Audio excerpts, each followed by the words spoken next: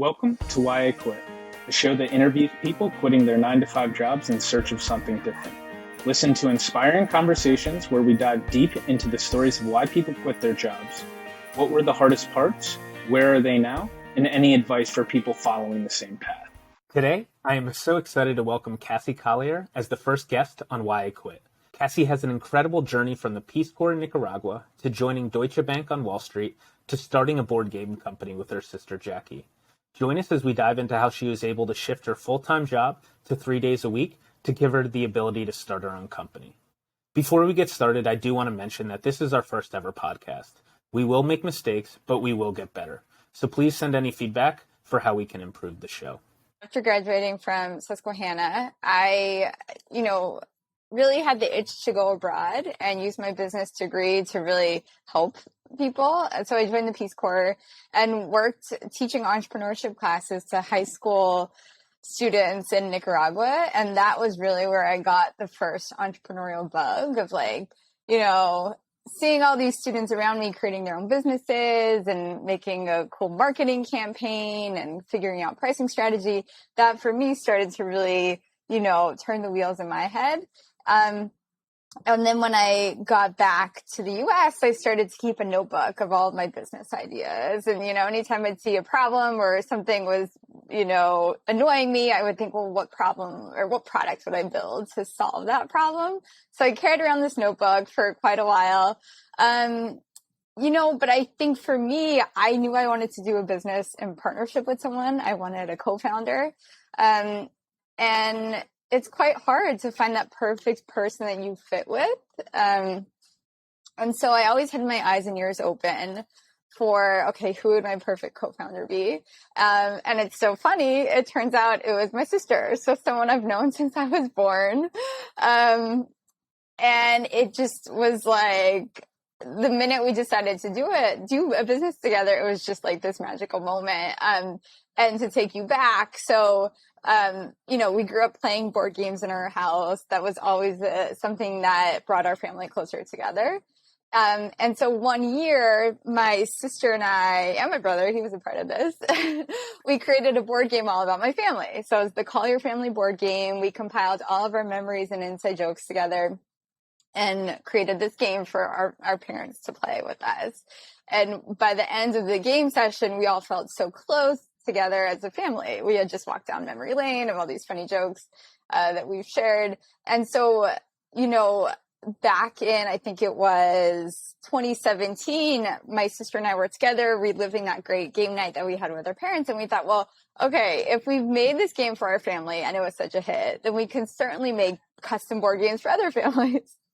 So that was the moment. It was 4th of July, 2017. And we thought, we're doing it. And it was from there really how our journey started. Walk me through a little bit from, when you got back from Peace Corps, how long was it until, you officially decided to start Bundle? Yeah, so right after Peace Corps, I went into grad school. So I was at Harvard getting my master's there. And again, the wheels kept turning, had the notebook going, was looking for co-founders there. Nothing completely felt right. And then I went a very traditional route. I moved to New York City. I started working on Wall Street, started my job at Deutsche Bank. I was immersed in spreadsheets every day. I was one person in a very large company, just sort of typing away at my spreadsheets. And I think I started to realize that I was losing the creative side of myself. I was doing a lot of left brain analytical quantitative work at the bank, but this entrepreneurial creative spirit was kind of dying inside of me. And that was scary. It was at that time that I was at Deutsche Bank that Jackie and I thought of this business idea. But then, of course, it was, okay, well, how do I navigate this when I'm working full time at Deutsche Bank? I want to start this business. What does that even look like? So that's where I really started to think about okay, what is next for me? When you and Jackie decided hey, let's do this, what did that process look like in terms of starting to think about, hey, how does that fit into your current role? Did you start working on the side on it? Did you start, talking to your company or what did that look like for you? Yeah, so the very first step that I started doing, after I got home from Deutsche Bank in the evenings, we started building a prototype. So by prototype, I mean the most basic version of a board game. We literally our mom would find old board games in thrift stores, Salvation Armies. We'd cover them with contact paper, cut out construction paper, and literally glue to create like our first prototype. And then we'd have a bunch of friends over and get pizza, drinks, and have them play the game. And then Jackie and I would take notes on the side of like, oh, that was a good question, or this game lasted too long, or this game lasted too short. We'd take notes, and then we'd build the next version of the prototype. So this all happened when I was doing my day job at Deutsche Bank. So for about 6 months, it was working full-time at Deutsche Bank, doing bundle in the evenings. I think for us, the turning point was in April of 2018. We decided, okay, we're actually ready to start manufacturing this. And so we decided, okay, we need a certain amount of, we need to pay our manufacturer a certain amount of money. We don't have a ton of money, just, set aside. So we decided to do a Kickstarter campaign, a crowdfunding campaign, where we raised enough money to place the first order with our manufacturer. And so this is where I can talk about my decision then to go part-time at Deutsche Bank, if that's helpful.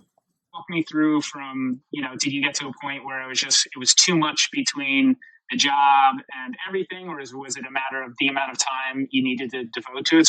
Yeah, and I think it's different for every entrepreneur. I know some entrepreneurs, like, as soon as they get their idea, they're like, all right, I'm ready to quit my job. For me, I mean, I was thinking practically too of, okay, I have bills to pay. It's a good, stable job at Deutsche Bank. I have health insurance. So for me, especially in those first 6 months, I was able to absolutely juggle the two. And so I would do my day job at Deutsche Bank, come back, work on bundle, build the website, work with our graphic designer to make the logo. And that was perfectly fine. But then when we were ready to launch our Kickstarter campaign, and a Kickstarter, it takes a lot of time. There's a lot of time and energy that goes into it. And so I thought, okay, I can't juggle both. I just don't think it's realistic. I want to give my heart and soul to our Kickstarter campaign, and there's just no feasible way that I saw doing my day job at Deutsche Bank and also trying to really launch a business. So I went in my boss's office at Deutsche Bank and I sat down and I said, I want to start my own board game company, and I'm going to need to figure out a new schedule here at Deutsche Bank. And he looked at me and he started laughing and he goes, oh my goodness. Okay, now tell me why you really want to leave. And I said, no, I'm serious. I am starting my own board game company. And he said, never in my 20 years of being here have I ever heard that excuse. Usually it's, you want to go to like another investment bank across the street. So once he realized I was finally serious about it, he said, okay, Deutsche Bank has this sort of like arrangement where you're able to go part-time. So I worked with the HR department, worked with my boss, figured out how my responsibilities would be split up among other team members. And really at the end of the day, I managed to get down to a 3-day-a-week schedule, kept my full health insurance. My pay, of course, was cut down to reflect the 3 days I would be there. But I mean, it was the perfect setup because I had the financial security. Granted, It was cut a bit, but financial security. And I also had 2 more full days on my hands to really start bundle. So it was the perfect setup really for me at that time, where I had security, but I also had so much flexibility at the same time. Yeah. Were you nervous going in about what the reaction was going to be, and like if part-time was even an option? Like, walk me through like what you were thinking before you went into the door for that conversation. Yeah, you know what? I think it helped because I was ready to walk away completely. And in fact, that was my intent. I walked in with the intention of, okay, like I'm leaving this job. And so I think at that point, I sort of had nothing to lose. I had already made up my mind, had my letter written, had the resignation letter written. And so when the manager at the time raised this other option, I thought, like, this is actually perfect because it gives me some stability. So I think, I mean, was it scary? 100%, right? I had gone from the Peace Corps to being a student again. So I never had a 401k before this, never, I had worked up until this moment to, as many people would view, to get to exactly where I was. I was working at a prominent investment bank on Wall Street, New York City. I mean, this is what people spend all their 20s trying to achieve. And I was ready to throw it out the window to start a board game company. So there was, of course, some hesitation, but there was also this instinct of like, I'm actually following what I want to do. For me, when I quit my job, it was like one of the most nerve-wracking things to do because like I felt like I was letting my boss down, letting the team down, and there's all of these built-up fears that I had when I was actually going through it. So, what are some pieces of advice you give people when they're nervous about making that leap? Part of it was trusting my gut. Yeah, I felt like I didn't sort of rashly make the decision to leave or go part-time. I had sat on it for 6 months, really contemplated it, figured out my budget, my personal finance budget. So I think in some ways, I wasn't just oh, I'm an entrepreneur now. Okay, quit the job, ready to go. But I put some time and thought into it. And then I heard the phrase the other day about understanding what fills your cup. So what is your passion? What gets you excited? And I realized, I loved a lot of aspects of my job at the bank, but at the end of the day, my passions were really elsewhere. So I thought, why wait? Life is short. And I don't have any children or, any crazy financial obligations. So I thought, if I don't do it now, then when? This is the perfect window.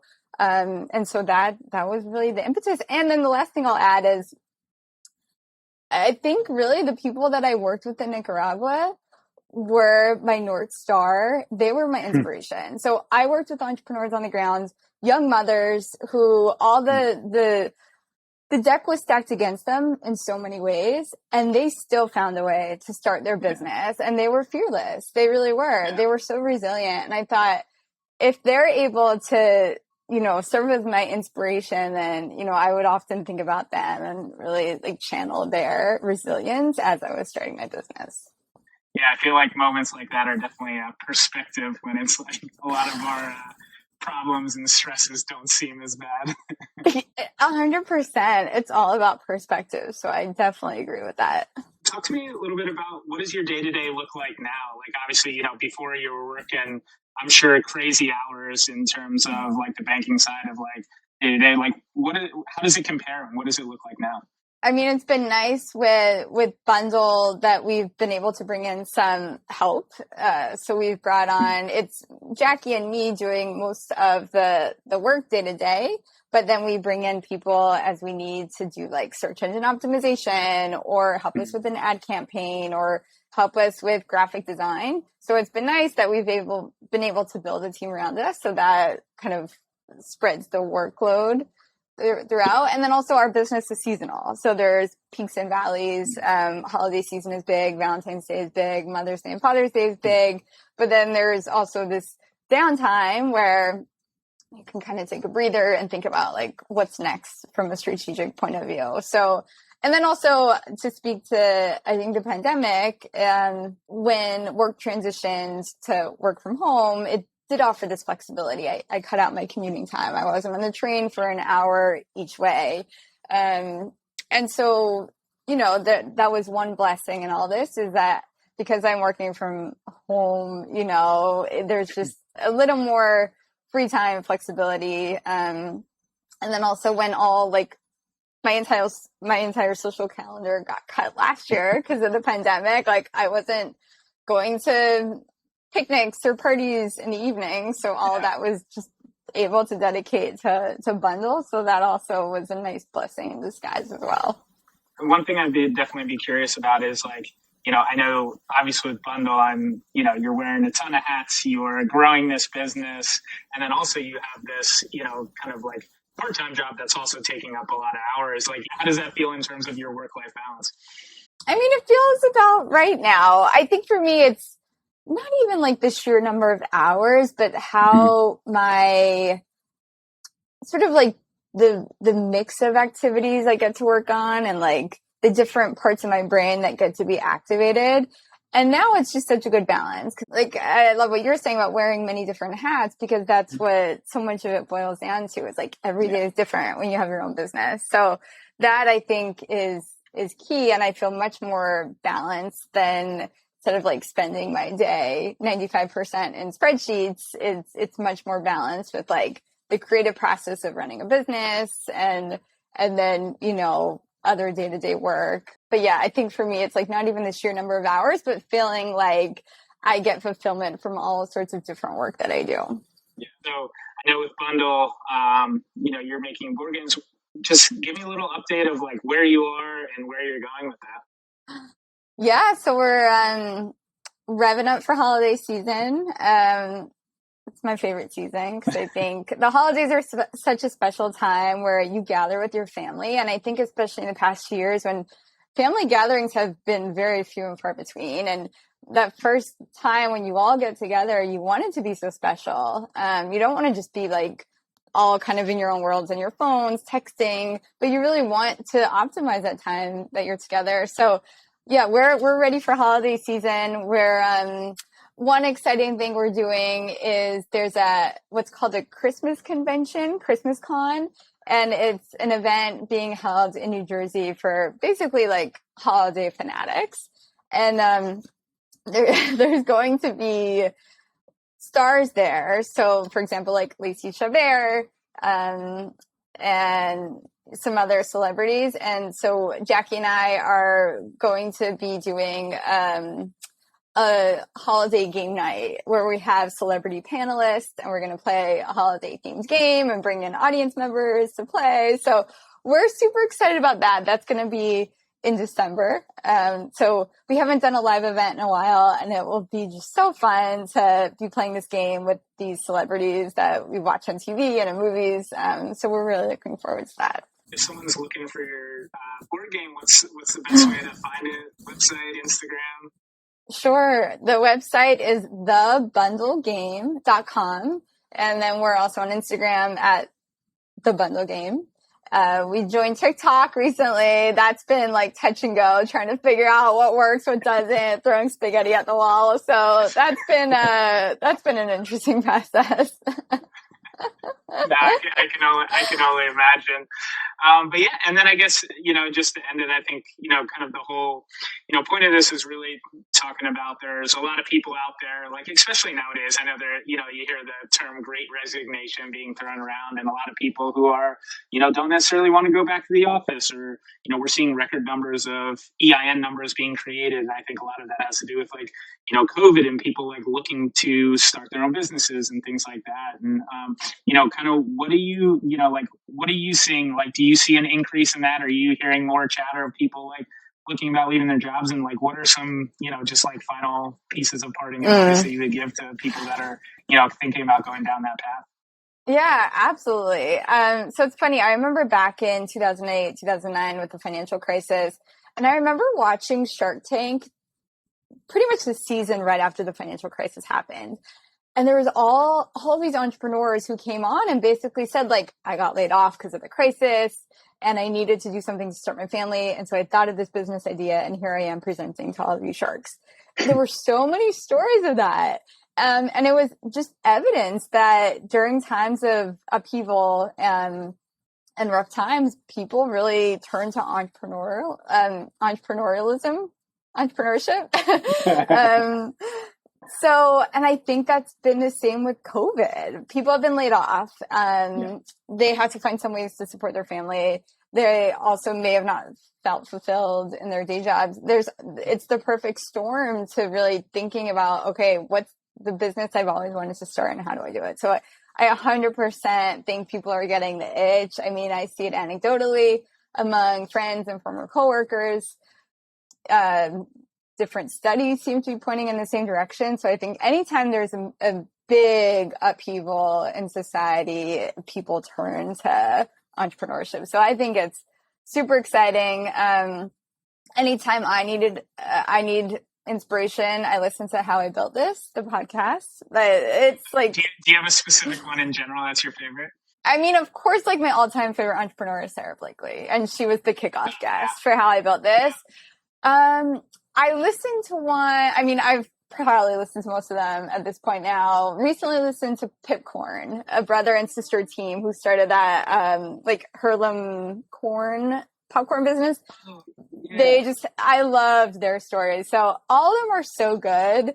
And I find even if the industry has nothing to do with board games, you know, you can always pick kind of like learning tips from that. So I love that podcast. I think what I really love about How I Built This is it focuses on the origin stories so much, and so it's really relatable, right? You know, you have these billionaires now where, you know, it's just, you know, you don't like when you listen to them talking about how big their companies are and things like that, it's really hard to relate. But like when you hear about like the stories of all like the, you know, the valleys that they had to go through, how many times they almost went bankrupt, how they almost didn't make it. I think that's always it's very relatable in terms of like, oh, like I'm not the only one alone going through this.